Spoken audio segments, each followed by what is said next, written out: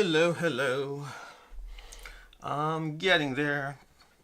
My YouTube didn't want to load. And now we are here. And now we can talk to everyone. Hello everyone, how are all of you doing? Good Thursday afternoon to all of you. Let me mute my phone. I already muted my computer. My phone is next. Getting all those mutings out of the way. ACS, good afternoon. Drone Explorer, hello. Asaf, hello. Ali Guru, hello. James, hello. Lots of hellos, everyone. Ricardo, has nothing to do with board games, but I'll be watching Thunderbolts in an hour, and I'm excited. Getting excited for a Marvel movie. Who knew the feeling would come back? I have seen good ratings about it. I generally walk into almost every Marvel movie being reasonably certain that basic expectations will be met, and then in some cases they are exceeded, and in some cases they are a letdown. The last Marvel movie, I'm trying to think of the Marvel movies that have been recently, the last letdown was probably Doctor Strange Multiverse of Madness for me. That was the one that, I could be forgetting some of the more recent ones, I don't know, but I love Doctor Strange, the first one, so much that I walked into the second one being like, ooh, it's going to be fun, and I didn't love it. I thought, it was fun to watch, but I think I had higher than average expectations for that one. As far as the last one that surprised me, I don't know. I'd have to think about it. Like, Thor Ragnarok blew me away. That one I had low expectations for and blew me away. But then the Thor after that was also probably a letdown. So, I don't know. I don't know what the last Marvel movie that pleasantly surprised me was.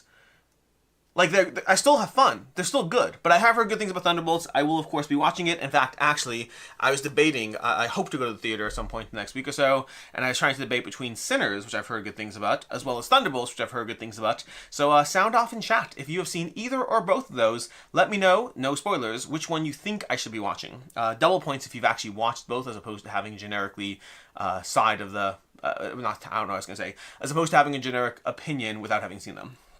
Anyways, Joseph, Monster Hunter World being delayed due to tariff sucks. Yes, in general, all delays due to tariff sucks. I will say one of the things that I've seen that I've really appreciated is most of the time when a publisher has said, we are shipping to everyone else, but we are not shipping to the US yet. And that's specific, because when a publisher says, oh, delays, tariffs, it's a little harder, because you're like, was it really delayed because of tariffs, or are you just using it as an excuse? Versus when they're like, no, we're shipping out to the rest of the world right now. It's just the US that we're holding off on. So that case is clearly not an excuse. It's trying to work around the situation. I have generally been very happy with the level of positive responses publishers have gotten from US backers who are supportive of like, hey, you gotta do what you gotta do. These are weird times. So I've appreciated the responses, but yes, it does suck. Joey, hello. Ryan, stoked on FFG being able to fill Merchant's Cove. Yes, I did see that go out. I saw that update, but for those who missed it, basically Quartermaster. I was trying to say Quartermaster Logistics basically said that they will submit a invoice to backers, and if the backers pay the invoice, they'll get their game. So basically passing off that shipping costs to the backers, which is better than not getting your game at all, considering what you already paid for it. And it's always nicer when it's going through a third party, because that removes the aspect of, am I throwing good money after bad?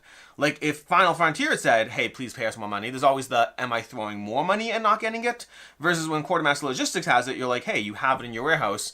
You so far have not done anything problematic, so it's a little nicer that way.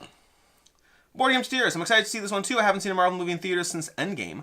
I don't know the last Marvel movie I saw in theaters. Interesting. I didn't think of that. What was the last Marvel movie? I'm going to pull up Marvel movies, because I don't actually know. Marvel movies. Let's go to the list of Marvel movies. Marvel movies. I must have, I think I did stop seeing them in theaters a while ago. Marvel movies in order. Okay, let's go to the back, the very end of the list. Oh, we have to go to the full list over here. Oh no, it's going to make me we're looking at release order. I don't care about chronological order. Okay. Captain America, Brave New World. I haven't even seen that. Oh my gosh, I can't see Thunderbolts yet. I haven't seen Captain America, Brave New World. Oh, Deadpool and Wolverine. I saw Deadpool and Wolverine in theaters.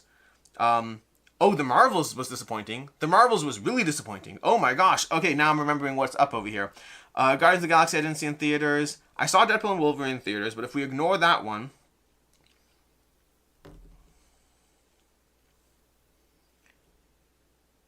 I don't know. I don't know how far back it's been. I think I kind of stopped watching Marvel movies in theaters a while ago, apparently. That's so interesting. For context also, like, I have a big screen at home, very specifically to avoid going to theaters for every single release. But I do go to theaters here and there, and I'm surprised I haven't seen a Marvel movie outside of Wolverine and X-Men and Wolverine. X-Men. What's it called? Not X-Men. Deadpool and Wolverine. Reese, greetings. I'm done with backing projects. That's not from Reese. Drone McCarthy. Drone Explorer. I'm done with backing projects. Too much to worry. Too long to wait. I hear you. No arguments here. Ben Cartier. What's the one game you back that you're most excited to receive? I don't know. They exist. They for sure exist. I just don't know offhand. I don't usually have that list off the top of my mind. Sometimes I do. Like, for a long time, the answer was Primal. Right now, what is the game that I'm most excited to receive? I mean, there are some recent ones that I've really enjoyed. Like, I really enjoyed Rise of Myths Cthulhu. I really enjoyed Reichbusters, the new version of that. But is there, like, one standout that I'm anxiously waiting on? I don't have one at the current... I mean, Lands of Evershade was excellent. Oh, Lands of Evershade and what's the Arthurian one. Whatever the Arthurian one was that I can't remember the name for some reason. But those two are both excellent. Why can't I remember the name of the Arthurian one? The from Oathsworn people. Drone Explorer just got Cyclades Ultimate Edition, waited almost a year, minus a few days. My Cyclades unboxing goes up later today, and I cannot wait to play that game. Easy Board Games. Ben Cartier, for me, it's Imperial Borders. ECS, same, just got Cyclades as well. I'm hearing, though, concerns about the first play might have an advantage. I'm probably just going to do a snake draft for locations. I am always intrigued by whether that's true, but I usually write things like that off if it's this early. Like, this early for people to immediately be sure that first play has an advantage, I'm a little skeptical. Drone Explorer. I also got so many games now that I'm only getting big blockbuster titles that I like, and judging by this year, I may only get 3 to 4 games total. I hear you. I back fewer than I used to. I still have games coming in on a regular basis, but I definitely back a lot less than I used to. Meg, well, if you count it, most people saw Deadpool vs. Wolverine. Yes, you are ahead of the curve. I did see Deadpool vs. Wolverine, but I kind of semi-don't count it. That was a unique event. Easy Board Games, Professor Meg. Nathaniel Newby. Thunderbolts is a standalone, more or less. You don't need to see Brave New World first. That is good to know. But I don't know if the OCD part of me cares about that. The OCD, when is Brave New World coming to DVD release? This is just apparently just going to be a Marvel conversation. Brave New World DVD release date. DVD release date. It's coming May 13th. Oh, fun. Oh, you could already get it digitally. Oh, okay, fine. Okay. I think this pushes me towards Sinners. Let's watch Sinners, and then hold off on Thunderbolts, even though it's standalone. The OCD part of me likes watching things in the order, just cause. So, maybe I'll watch, Brave New World at home this week, and then maybe go to theaters for Thunderbolts. Going to theaters twice for me, that's, like, twice in a short period is a lot. I don't go to theaters that often. I enjoy it for what it is, but if I can watch a nice blockbuster at home, with more freedom to eat what I want while watching. I'm a big eater while watching. Like, I like having some good food along with a good movie. It's a thing for me. I enjoy that. ACS, message retracted. Always curious and never gonna know.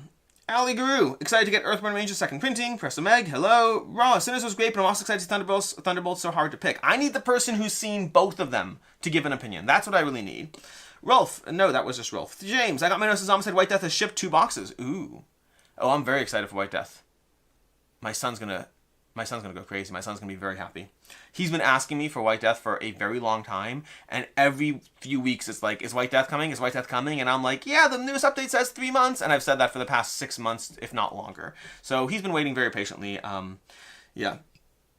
Dun dun dun. Sinners was great, James. I noticed a Big Foss.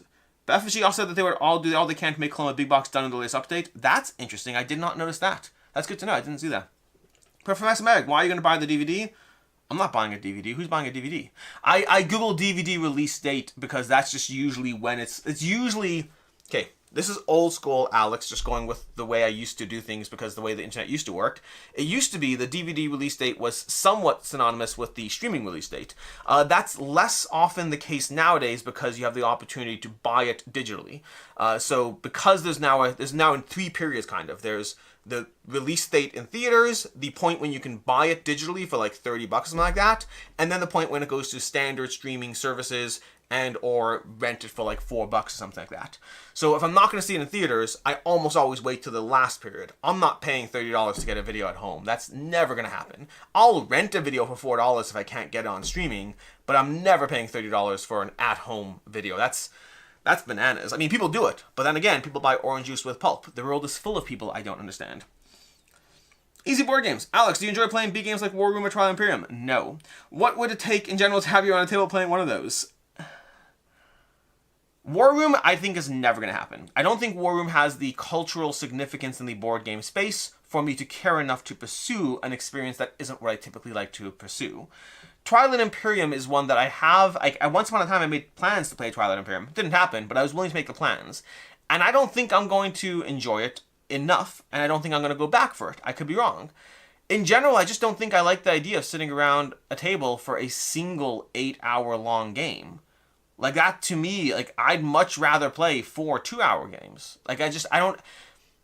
The longest game I've ever played was an 8-hour long game of Through the Ages. It was 4 players, Through the Ages, and I think 2 of the players were new.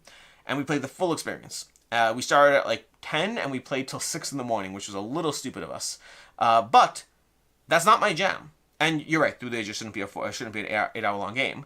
I just don't think that I care about longer experiences. Again, Twilight Imperium, I would like to at some point. It's such a huge thing in the board game space that I'm like, yeah, I should do that. War Room, don't think it's happening.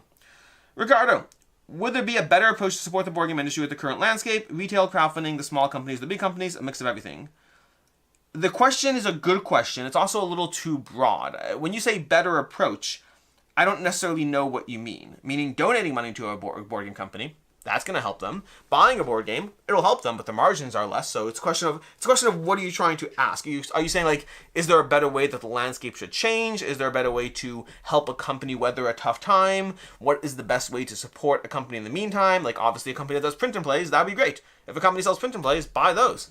That's going to cost them nothing, and you'll get something out of it. That's a nice win-win. I don't like print and plays, so I would rather just donate. Well, I wouldn't rather, but I equate that to the equivalent of donating money on my end. So it's a good question. It's just very broad, so I don't know exactly what you're getting at. Sun 11. How do you arrange your board games in your collection? Alphabetically, game type, player count, etc. None of the above. I usually most do it based off of the categories of games, categorical to an extent. So, for example, behind me are games that will work well for the set. Outside of that, once you spread out from the camera angle over here, this basically my collection is all around over here. That wall are my unplayed games. In the back room are my review copies. And then within each general cubby area, I try to be somewhat game type appropriate, not theme type, game type. So, like, my Euros versus my Ameritrash versus my abstracts. But ultimately, whatever fits well in the cubby is going to take priority over everything else. So I try to have some degree of management, but whatever fits well in the cubby. Drone Explorer, looking forward to getting Galileo Galilei and Arna Chess. ACS, did you play Hyperstar Run yet? I don't even know if I know what Hyperstar Run is. Is that like, that sounds like a button shy game. I think there's a button shy game called Hyperstar Run. Is that what you're talking about?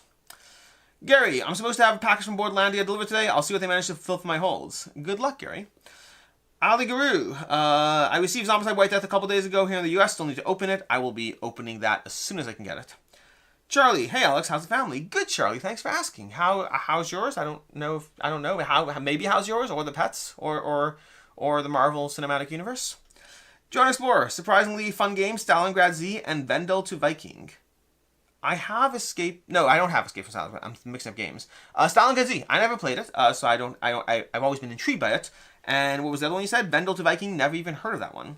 Solomon, hey Alex, is it time to panic buy games we're interested in? No.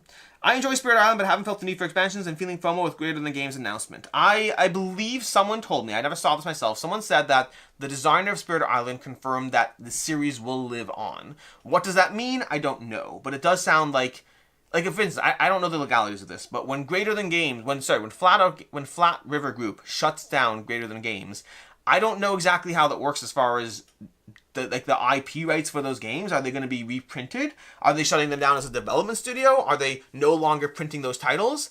I think to not print Spirit Island and Sentinels of the Multiverse, if you have the rights to those already, feels weird. The only reason I can think of, and again, I'm not a legal expert in this kind of, like, a company owns another company. I don't know the full ins and outs.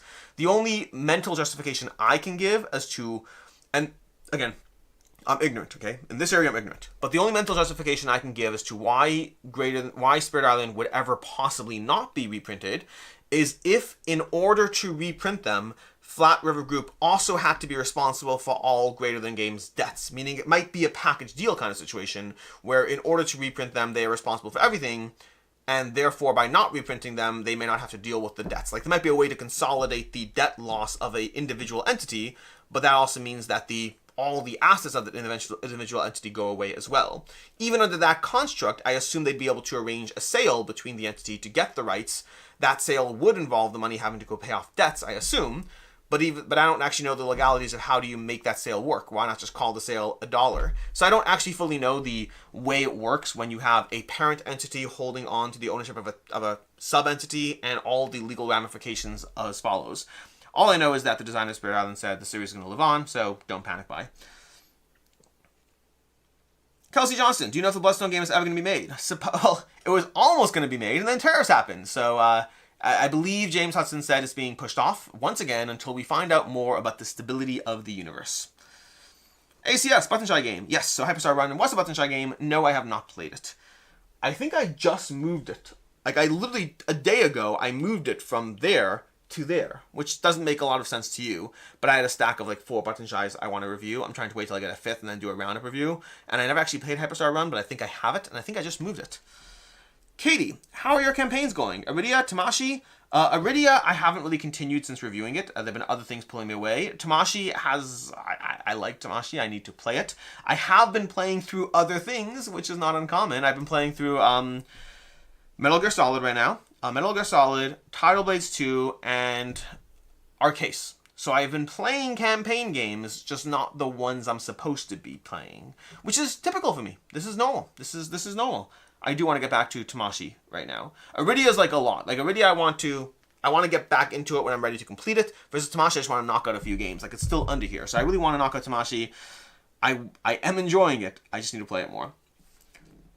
Jamila, what games do you recommend for 6 to 7-year-olds that are also fun for parents? Ooh, there's so many good ones. Let me think, though. Steal the Bacon. If you want something dexterity-based, Steal the Bacon. Delightfully fun. It's just delightfully fun. Flip 7. Flip 7's a good game. Kids love the push your luck system. They start learning a little bit about not pushing your luck. Depends on the age range. My 5-year-old still likes pushing his luck a little too much. My 8-year-old is pretty good at knowing when to actually say stop. So, Flip 7, definitely a great one. Outside of that, Trio. All of my kids love Trio. It's a great game, very easy to play, very simple. Baron Park, something very satisfying about arranging your polyominoes, and you don't even need to know how to score. It's kind of just fun to build it out. So you need to know some basics, and then the scoring will come from there. What else is there? Waffle Time. Waffle Time has been very, very fun for my kids. Like, it's very charming to build your own little breakfast waffle, and yes, there's a scoring mechanism at play as well.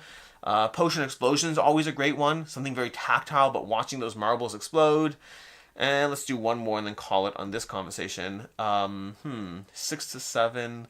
Link City, I think, is a little better at a little older.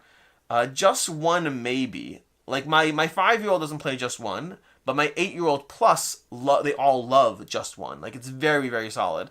But I think it's half a point for that one because I'm not sure of 6 to 7. So let me think of one more that I'd recommend as a kid-based game that my kids enjoy and can play reasonably well. There's so many. I'm trying to think what I have that, like, I'm trying to look, and the problem is my kids' games are actually below eye level, which makes it a little harder. I'm just going to say all the titles I already said because I can't think of a last one that I feel really comfortable recommending right now, but they do exist.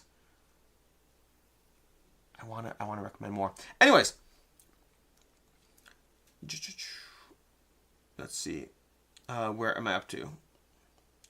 I've forgotten to hit the like button. Oh, Ricardo. I've forgotten to hit the like button. Ricardo, hey, Jamal, you didn't ask me if Marvel United is a sure bet. Marvel United is a lot of fun. Aaron Taylor, do you think Simon will actually be able to deliver Adventurers? I am optimistic that Simon will be able to deliver everything. But optimistic does not mean that I am certain.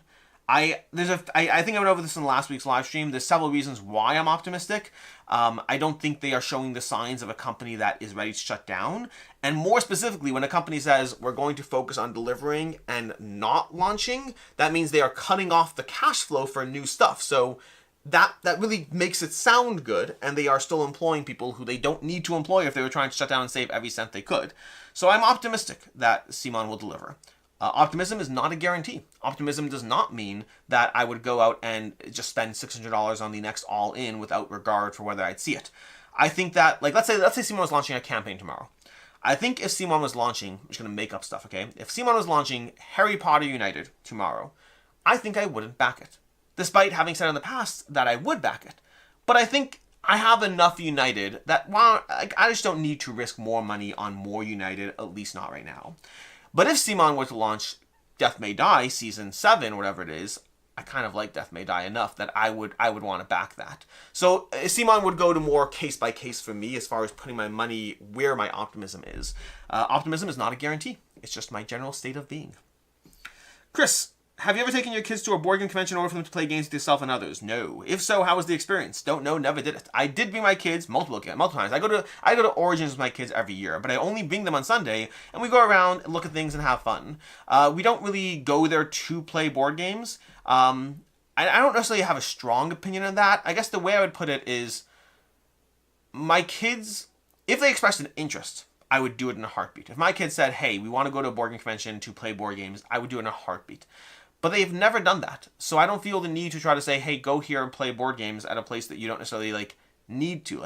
They have plenty of friends. They have family. Playing board games with the people in their lives is more intuitive and makes sense. I think don't get me wrong, this is not a conversation of don't play board games with strangers. I think it can be great. I think you can make great relationships at conventions. I've made great relationships at conventions.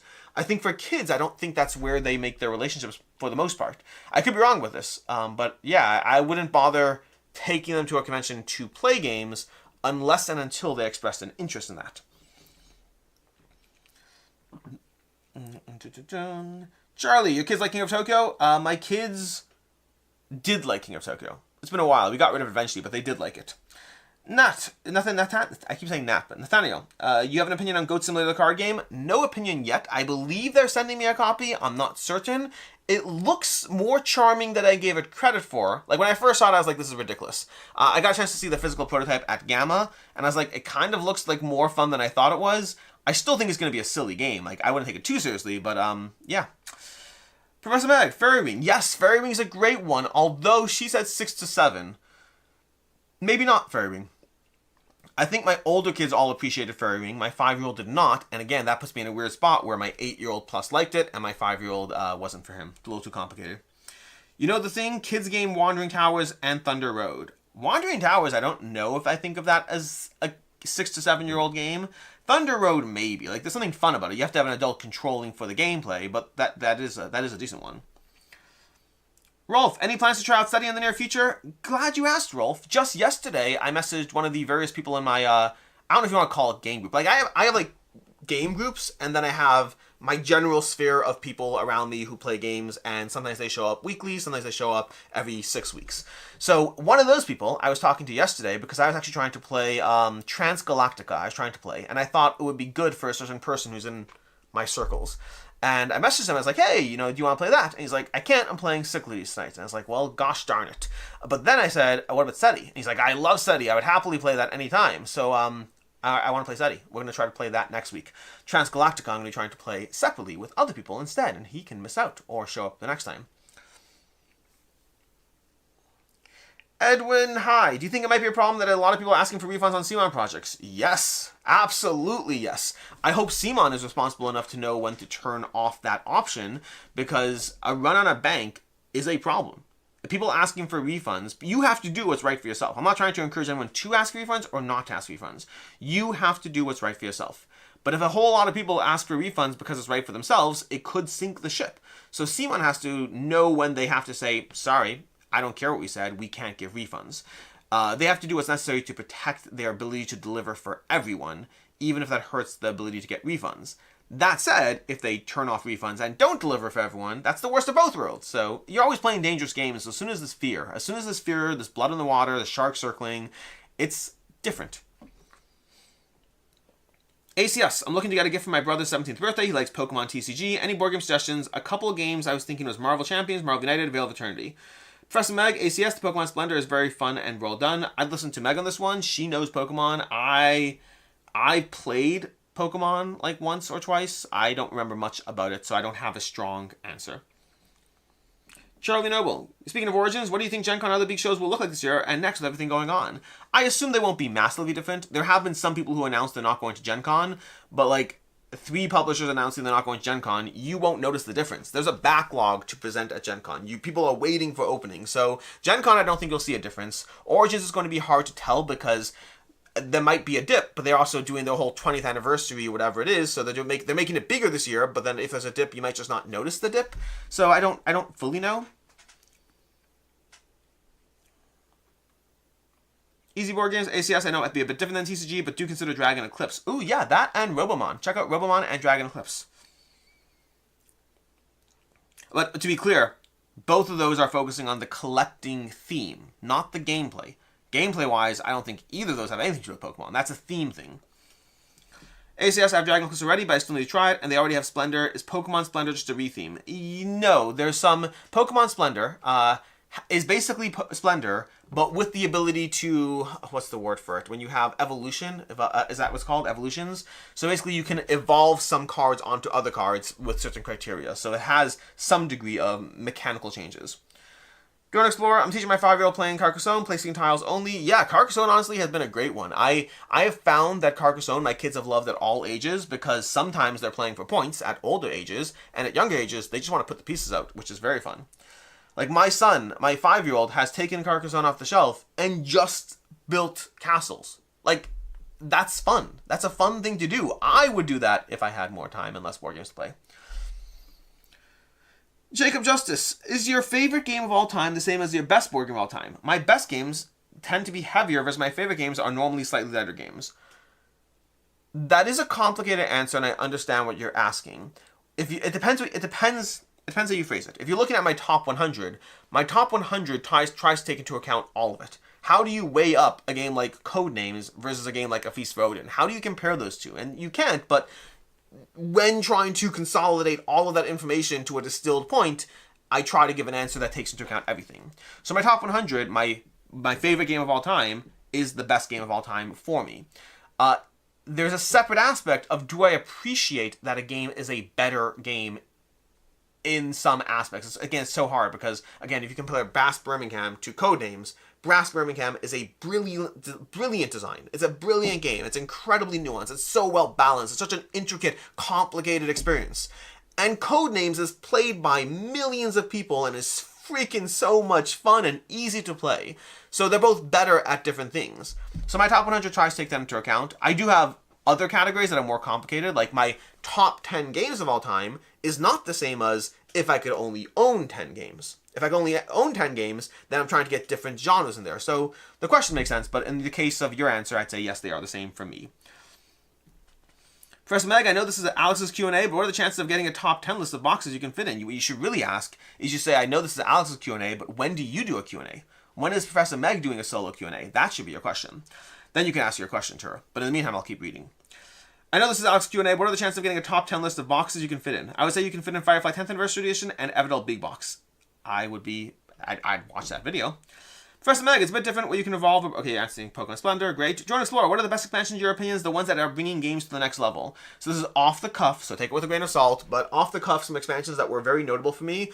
Seven Wonders Leaders really elevates Seven Wonders. Lost Ruins of Arnak, the Missing Leaders, does a great, or not missing, there's the Leaders and the Expedition. The Leaders one, the one that introduces asymmetrical leaders, that's amazing.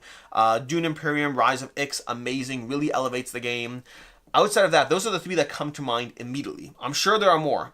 I'm going to look around a little bit. Because lots of expansions that are completely unnecessary. Trailblazers expansion, a waste of time. I love Trailblazers. The expansion is a waste. Beast Shattered Isles, good expansion. I don't think it's necessary. Marrakesh, good expansion. Not necessary at all.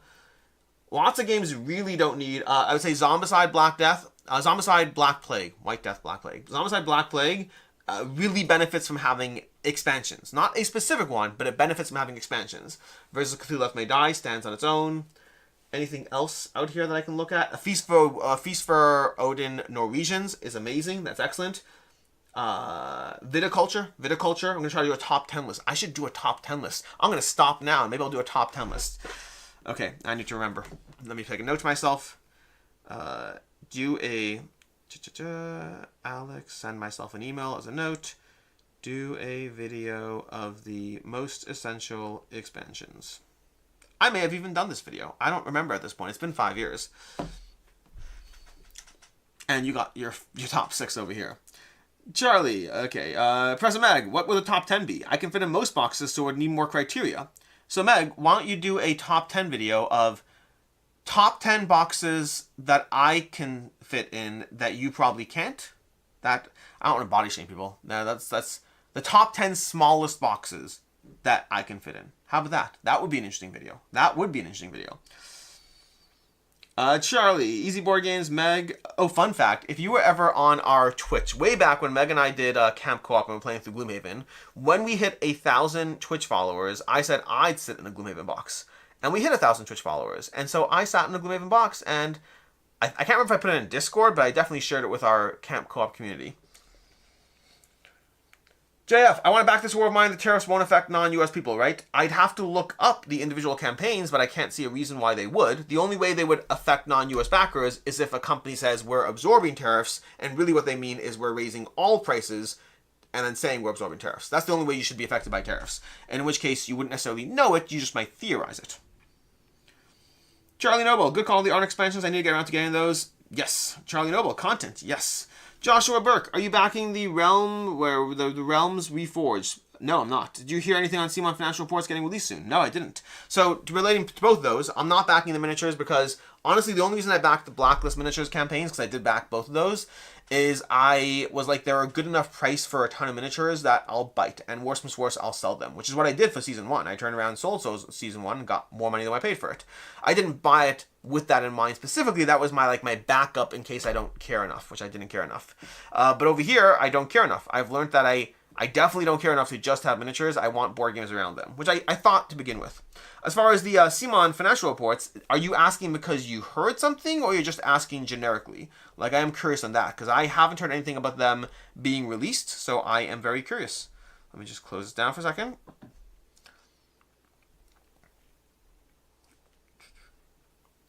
There we go. So I'm just popping back up to chat over here, because everything was slowed down there. ACS. What Marvel United expansions and Kickstarter stuff would you say is absolutely necessary that makes the game better? Also, same question for Marvel Champions. So you're asking, hey, when you say what Marvel United expansions and Kickstarter stuff, you mean also what Marvel United Kickstarter stuff? I don't have an easy answer here. I think Marvel United has a ton of content, and you don't need most of it. I think having varieties of content are good. Like, maybe at some point I should rank all my Marvel United expansions. The problem is I'd have to play through the multiverse stuff, which I haven't done yet. I've done every expansion in X-Men and every expansion in the base. And to that end, the Sentinels is easily my favorite expansion from all of them. But they all add nice little elements. I'm a big fan of the multi-tiered expansions, where you have a sequence of games you're playing through, whether it's the Phoenix 5 or fighting against Thanos. I really like that aspect. I'm a big fan of the mission decks that came in Multiverse, because those give you, again, this linked series of games, which I think are great, especially when you combine a team of, I had a lot of fun with Devin playing through, themed stuff, where we'd say, oh, we're tackling this villain, so we're going to grab the characters that fought against that villain in the movies and then go through an arc. And I really enjoy that aspect. But I don't think any one thing is essential. I just think some degree of variety is essential. As far as Kickstarter content, I think the cardboard locations are nice, but I don't think they're essential, and they cost money. So, I think they're nice, though. It definitely feels more premium. The tokens, I think the base tokens are fine. The class tokens are nice, but I don't think they're essential at all. Same question for Marvel Champions. Marvel Champions, I even less so. Just variety of content. Anything specific? No. I mean, if you want to try playing through a campaign, get one of the campaign packs. Outside of that, just variety of content, nothing specific. Do I have a favorite character or hero? I like Doctor Strange, which I think we started talking about Doctor Strange in the multiverse at the beginning, but I did like the Doctor Strange deck. I can't remember offhand which other decks really resonated. Scarlet, Black Widow, I liked her. I liked her deck a lot. So yeah, different characters. And to be clear, when I say her deck, I mean her 15 cards, you build your own deck, or there is a preset deck, but you can build your own deck. I just mean their starting kit. Joshua Burke, I read something but can't find it now that might be coming this week. I'd be very curious. JF, I hope Simon survives. As much as people hate them for Kickstarter exclusive, they put out fun and beautiful games. They do, and honestly, some people I don't get. The amount of people who I've seen, wishing for, Simon to go under. You don't want to back their games. Don't back their games. You don't like them as a company. Don't like their company. People who are I hope they go under. They deserve to go under. I don't know what kind of hate you have in your heart. Not you, obviously. You're great. But, there are some people with some real degree of hate in their heart. There was one person who I could have blocked, and you might be watching this right now. You might be watching this now.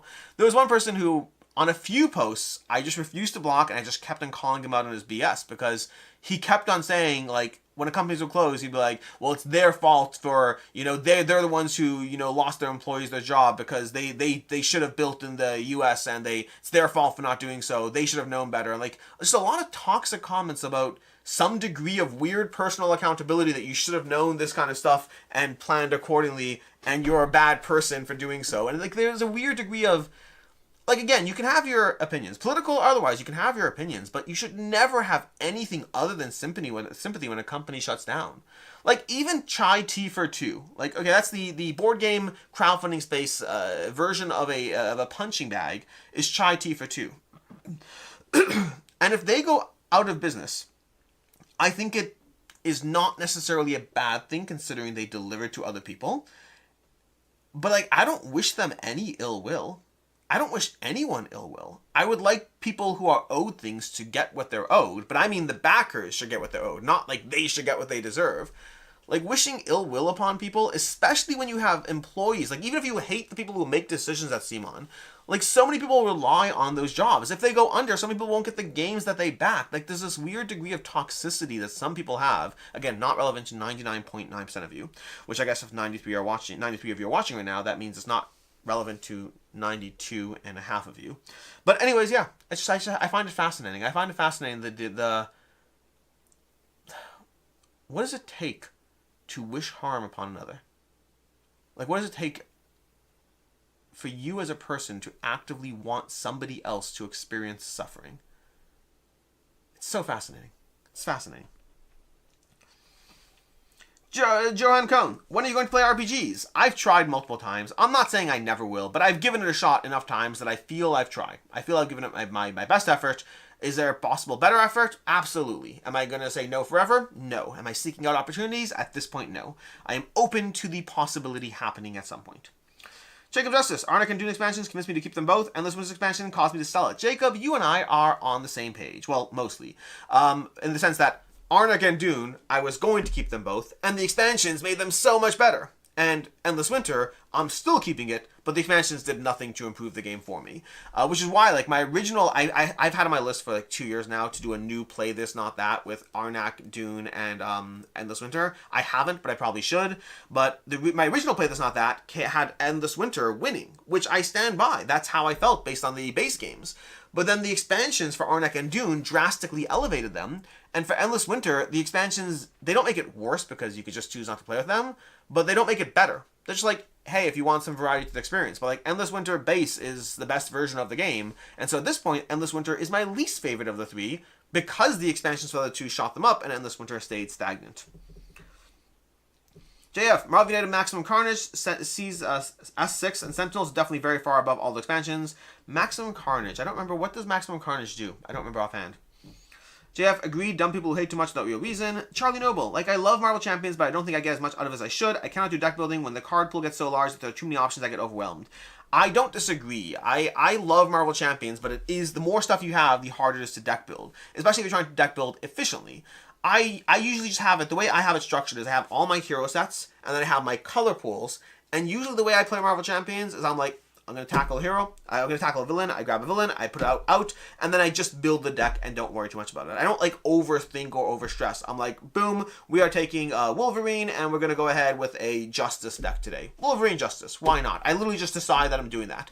And then I just grab enough cards and build a deck on the fly, and then I disassemble the deck as soon as I'm done.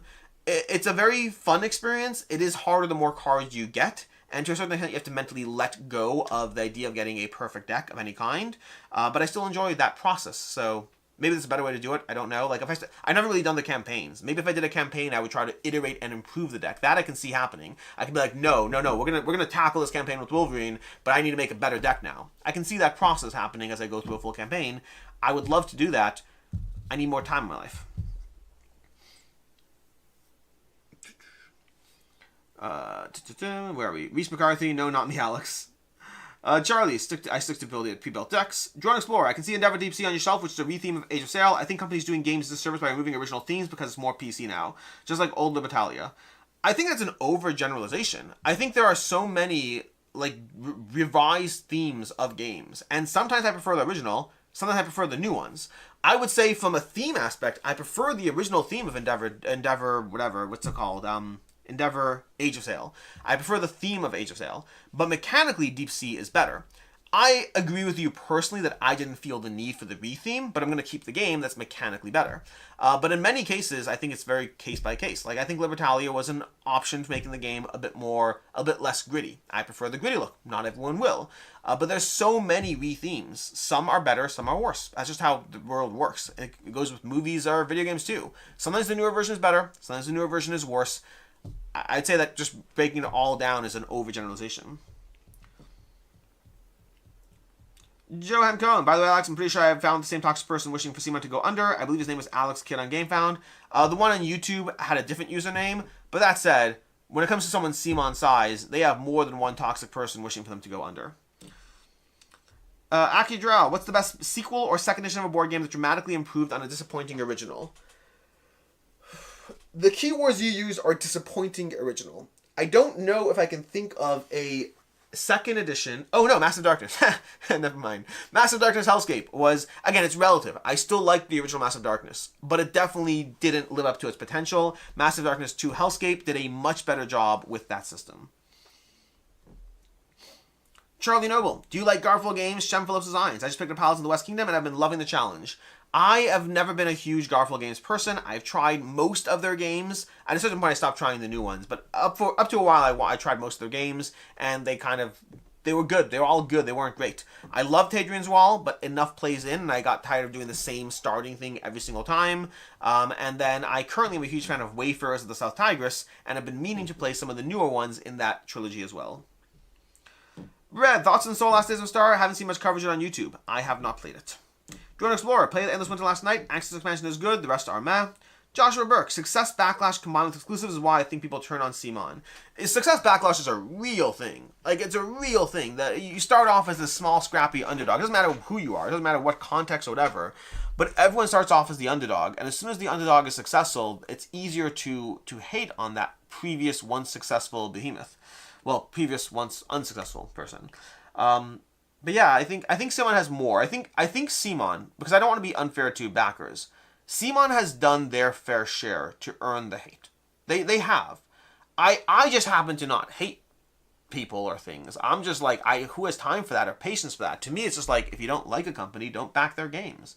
Like, I might put out a video because I think it's conversational, but hate is just this, I might disagree. I might talk about disagreeing, but hate just a whole different thing. But CMON has made multiple missteps in the past, and they have generally been slow to pivot. They have pivoted many times. Most of the complaints people have had over the years, they have gotten better at. They've gone away. Shipping prices got better. Shipping estimates got more accurate. They started being more communicative about when things would go to retail first. They started having more connection and responses and everything else, and communication with their backers. At one point, they didn't have any gameplays for their campaigns. They just be like, hey, back it or not. And then they started putting out gameplays and contracting with various people to have sponsored content or unsponsored content in some cases. Like, they have listened to most of the complaints, but they are slow to pivot. So to me, CMON is a company that has done a lot to make people love them, but they also have done enough that I understand why somebody wouldn't like them. It's just the way that not liking is expressed or held on to that I find interesting. JF, Maximum Carnage is Sinister 6 versus 2. Oh, that's great. That's great. Yeah. Johan Cohn. I used to own Marvel Champions, and I got to the point I didn't enjoy deck building as I got more and more cards. Like you, I need more time, so I feel Marvel Knight is a superior Marvel game. They fill very different spots in my collection. I love them both for different reasons, but I totally hear you. Gather Handmade. Have you heard of much changing with Gen Con due to the tariffs? I've heard of 2 companies that said they're not going. One of them was Flat River Group, which from all accounts, it seems Flat River Group is having issues. Again, in general, my opinion of companies that are saying they have issues now and are shutting down Greater Than Games, my opinion is those companies already had issues, and tariffs are like the final blow or something like that. So Flat River Group definitely seems to be having some degree of issues. I don't know how far they go, but the combination of shutting down Greater Than Games and saying we're not going to Gen Con, that just really doesn't paint a flattering picture overall. The other one that said they're not going, I don't even remember who it was, so I haven't heard a lot. I will be ending at 2 today, by the way. Sometimes I go over, sometimes not. It's case by case as far as how busy my day is, and my day is busy today. Do you still consider Acropolis a 5 out of 5 game? No. I'll explain in a second. Wondering about your reassessment on your better rated games. So the pause there was I filmed the games leaving the collection video like yesterday. It's going to go up in a few days, I guess, or sometime. I don't know. It's already May 1st. It's going to go up soon. But Acropolis is leaving my collection this month. And I talk about it. But the short version is, when I reviewed Acropolis, it's not been a 5 out of 5 for a while now, but it slowly dipped to a 4.5 and then eventually to a 4. Acropolis was amazing when I played it, and my biggest concern in my original review, and I always say this because I do have that review guilt. If I give a game one rating and then later it's lower, sometimes my opinion changes, and I'm sorry. Like with Destiny's from Lucky Duck, I feel bad. I feel like I was a little too into the hype, and I should have been a bit more critical. Still a good game, but I feel I did lean into the hype. Versus with Acropolis, I was very specific that I was like, I'm not sure if it holds up because it's not variable. The game system isn't variable. Even when I reviewed it, I already could see that aspect, but I was still having a ton of fun with it. Fast forward, I don't know, 2 years since I first played it, I've played Acropolis like 50 times. The problem is, it's the same game every single time I play it. When I play Cascadia or Calico or other similar games, I don't feel like I'm playing the exact same game. When I play Acropolis, I feel like I'm doing the exact same thing every single time. Plus, I always feel purple's overpowered, although that's a little more complicated.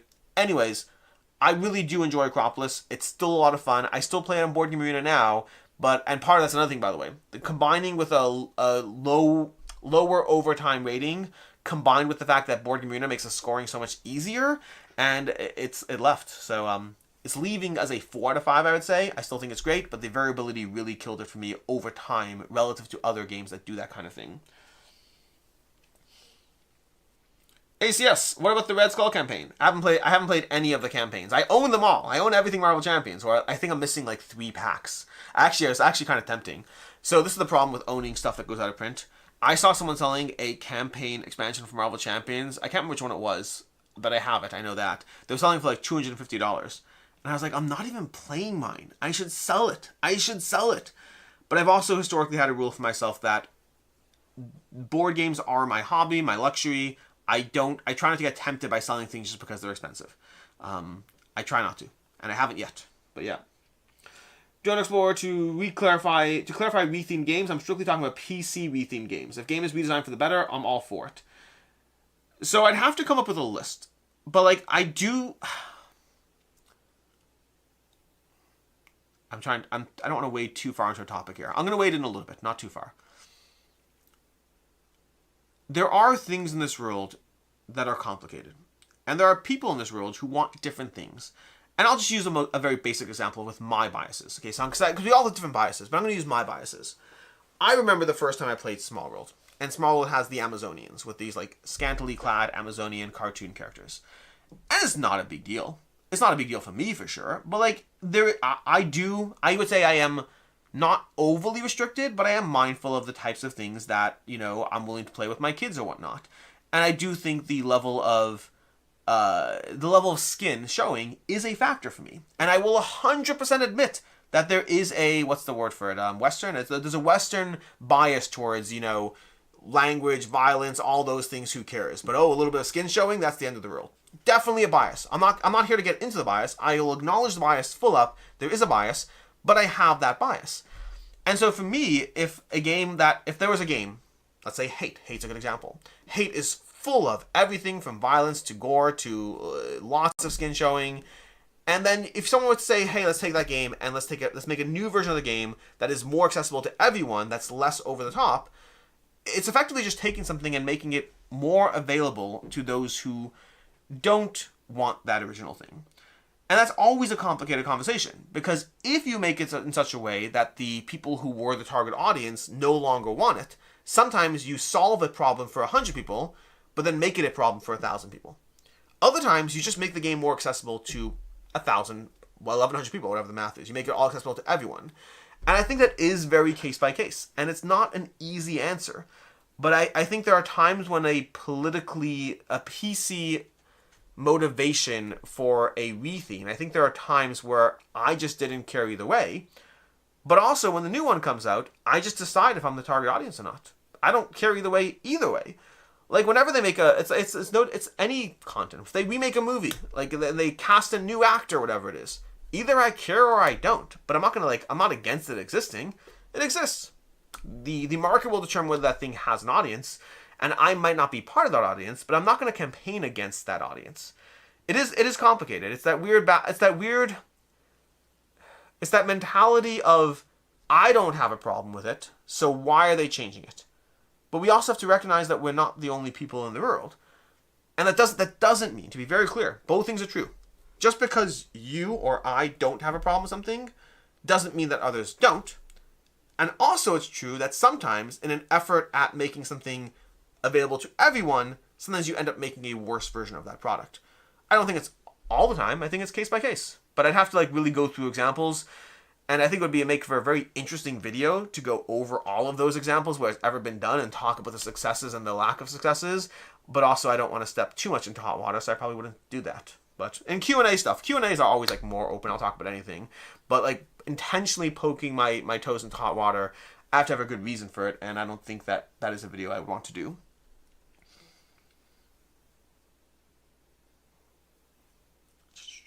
BDog479, do you think if tariffs continue for a year or so, we'll see a lack of board game inventory to buy in stores? I don't even want to think about what happens if tariffs continue for a year or two. I don't want to think about that answer. Vandolis, I think there will not be game stores since what should they sell at that point? Most gamer stores are short on money anyway. I think if tariffs were to continue, Miniature Market just issued a statement today about how they're fine, don't worry, which they have to because they don't want people panicking. But I think if you were a game store owner, and you knew for sure, without a doubt, that tariffs would continue for at least a year, I think a lot of game stores would close down today. If you had that as a fact, if you knew that in the heart of hearts that's going to happen for at least a year, I think a lot would just throw in the towel today. I think many people in the industry, and I think the board game industry will survive no matter what. I just don't think it will survive in the same state no matter what. I think that distribution, the model of distribution, doesn't allow for 145% tariffs while maintaining viability for most people along the way. Board Game Officer, what would you rather be? What would you rather be or a duck? True or false? I don't even know how to answer that. What would you rather be or a duck? I can't tell if that's a clever question that I'm not getting or if you missed a word. What would you rather be? Something or a duck? True or false? And none of that makes sense to me. Charlie, Vandolas, MTG packs and the like. That's pretty much what most medical stores are packed with in the first place. Board Game Officer, if you could live in the lore of a game, which one would you live in and why? Probably something with magic. Magic always seems cool. Have I ever thought, most games are pretty dark when you think about it. I don't want to be in Cthulhu Death May Die. That seems dark. I don't want to be in Radlands. That's post-apocalyptic wasteland. I don't want to live in El Grande. I probably wouldn't live past the age of 40. Are there games where I'd want to live in that universe? Paris is fun. The game Paris, La Cité Lumière, that's fun. I like Paris. I went to Paris once. That was a fun time. BDog479, what's one game you're really excited about to play? What's one game you're really excited to play right now? SETI and Transgalactica are definitely both up there. They've both been on my mind. Transgalactica's from Devere, SETI's from CGE, both very much on my mind. Also, more Title Blades. I'm really enjoying Title Blades. Ali Guru, what is your initial feeling right before reading a rulebook for a new game for the first time without knowing if a rulebook is great, okay, or awful? Homework. Just homework. Until I open the rulebook, it's homework. Once I open the rulebook, sometimes dread follows, sometimes relief follows, and sometimes neither. But relief is my favorite. I love opening a rulebook and being like, oh, this isn't going to be that bad. And I hate opening a rulebook and being like, oh, Elden Ring, I want to play Elden Ring. I don't remember it being that hard. I open the rulebook and I'm like, I don't want to play this game right now. I don't want to read through all these rules. I just don't want to do it. I don't want to do it. I want to play the game. I don't want to read the rules. So yeah. And Transgalactica is the reverse. That one seems pretty easy for a heavyweight Euro game. Drone Explorer, thank you for your time and answers. Anytime. We are closing up soon. Solid Snake, I'd love to live in the world of Flamecraft. That would be charming. That's a great answer. I like your answer. That's a good answer. Joanne, press mag accessibility in terms of designing a game with 15 plus tokens and cubes on a player board and having a flat board would cause accessibility issues with people with deficient motor skills. What conversation am I missing? Oh, I feel I missed something. I'm sorry. I missed some things. I missed this over here. Johan, what is your opinion on the biggest publisher on GameFound removing user accessibility by removing dual layered boards from the standard pledge in the last 2 years without offering them separately? That's a very broad statement. Dual layered boards, I don't consider to be a standard component. Maybe I'm wrong, maybe I'm missing something. I've never considered that to be a standard component. To me, that's a deluxe component. As far as removing them from standard pledges without offering them separately, I think life is hard. Decisions are hard. Offering separate SKUs is complicated. Without enough people to buy them, that's a recipe for disaster. We're having a conversation right now about how the board game space is already running on tight margins. To offer something as a separate SKU without being certain if it's going to be worth the effort is asking board game publishers to take on another cost. Does that sometimes suck for people who want that? Yes. Is the market demand there enough? I'm not confident it is. So I don't have a strong opinion. It's kind of you're setting up the starting baseline of dual layered boards being the standard, which they definitely are not. And then separately saying, well, if they're not the standard, they should be offered separately. I think accessibility is a great thing to pursue when you can do so. I'm very hesitant to say that companies should be responsible for taking on any number of financial considerations to appease all user groups. Like, if you're a religious Jew, should a company have to, put out a version of a game that doesn't have a marker and has something else? I don't think so. I think life is more complicated than that. So I just don't have a strong opinion against the publishers there. Okay, and then I see you're answering Meg's question. Okay. Charlie, Mythwind seems pretty cozy. Lore-wise, to live there would be pretty cool. Mythwind does seem cozy. I think I'm still a Flamecraft there.